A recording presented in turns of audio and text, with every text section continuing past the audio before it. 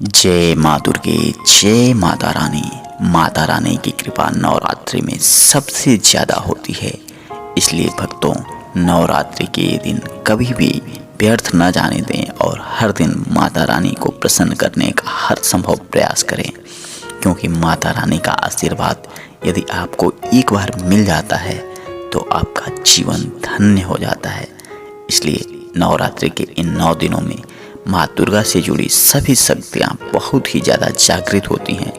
और इन दिनों में यदि आप माँ दुर्गा को संपूर्ण विधि विधान से पूजा पाठ करते हैं और अपनी मनोकामना माँ दुर्गे से कहती हैं तो माता की कृपा आपके ऊपर जरूर बरसती है और आपका जीवन में कभी किसी प्रकार का कोई कष्ट दोष नहीं आता। मित्रों, कन्या पूजन से घर में चल रहे तमाम तरह के दुख, दर्द, कलह, क्लेश, गृह क्लेश, पितृ दोष, राहु दोष, यहाँ तक कि सर्प दोष, काल दोष, मंगल दोष सब कुछ समाप्त हो जाता है।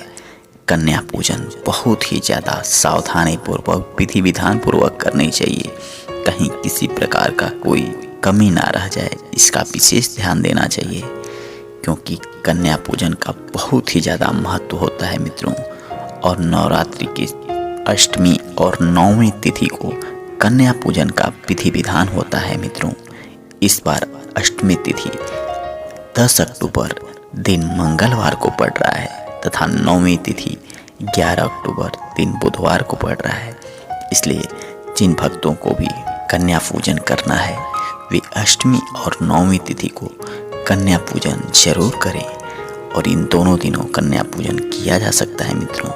माता की अपार कृपा बरसती है कन्या पूजन करने वाले सभी भक्तों के ऊपर, कि कन्याएं तो स्वयं माँ का स्वरूप होती हैं और कन्या पूजन करने वाले के ऊपर माता का ऐसा कृपा बरसता है कि उसके जीवन में चल रहे तमाम तरह के दुख, दर्द, गृह क्लेश, कष्ट सब दूर हो जाते हैं और उसका जीवन भी धन्य हो जाता है।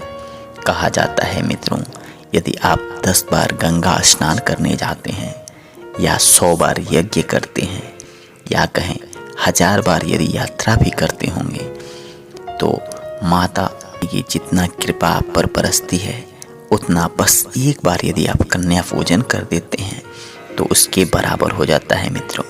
इसलिए आपको नवरात्रि के दिनों में कन्या पूजन जरूर करना चाहिए। जब भी कन्याएं आपके घर पर आएँ तो सबसे पहले कन्याओं का पैर आपको अपने हाथों से जल लेकर धुलना चाहिए और उनके माथे पर अक्षत और टीका जरूर लगाना चाहिए मित्रों। चरण धुलते समय स्त्री और पुरुष दोनों साथ साथ हों तो ज़्यादा बेहतर माना जाता है मित्रों, क्योंकि माता रानी यह देखती हैं कि आप कितने श्रद्धा भाव से कन्याओं का स्वागत कर रहे हैं, कन्याओं का कितना सम्मान कर रहे हैं।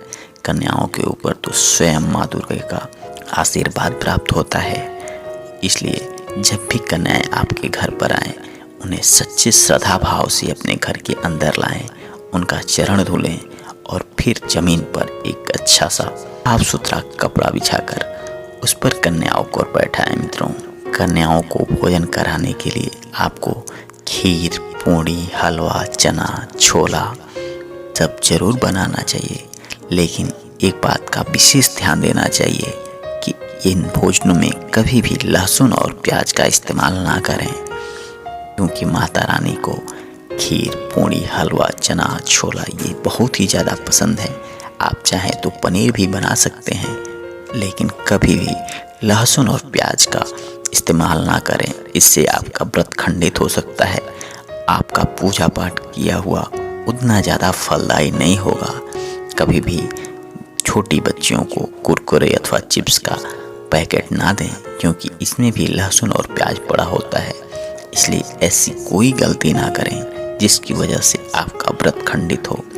आप जो भी भोजन बनाएं उसे कोशिश करें घर पर ही बनाएं। यदि कोई विशेष कोई बीमारी या किसी प्रकार की समस्या ना हो तो बाहर से भोजन ना मंगाएं, उन्हें घर पर ही बनाएं, क्योंकि जब आप घर पर भोजन बनाते हैं तो उसमें आपकी श्रद्धा भाव लगता है और माँ भी इस चीज़ को ही तो देखती हैं कि आप कितने श्रद्धा भाव से उनका पूजा पाठ कर रहे हैं, कितने श्रद्धा भाव से माँ का सम्मान कर रहे हैं। कुछ लोग बाहर से दही और जलेबी लाकर बच्चियों को खिला देते हैं। यह ठीक है, लेकिन यह उस समय करें जब आपके घर पर भोजन ना बन पाए। कभी भी जो न्याय हैं उन्हें प्लास्टिक के बर्तन में खाना ना खिलाएं, क्योंकि प्लास्टिक का बर्तन अच्छा नहीं माना जाता। उन्हें स्टील या पत्तों से बने हुए बर्तन में भोजन कराएं।